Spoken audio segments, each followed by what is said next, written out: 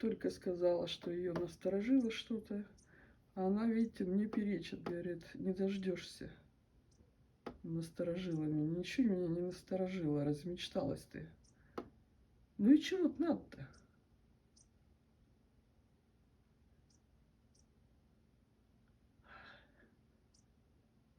Я вот сейчас ее голосок услышала, помимо стучания.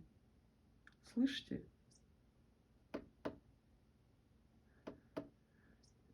То есть в контакт, что ли, пытаешься войти? Вот чучелка. Мама дорогая. Вот Филипп проснется, я тебя ему покажу. Зараза какая, а? Посвистывает. Слышно не будет. Интересно. Надеюсь. Между стуками.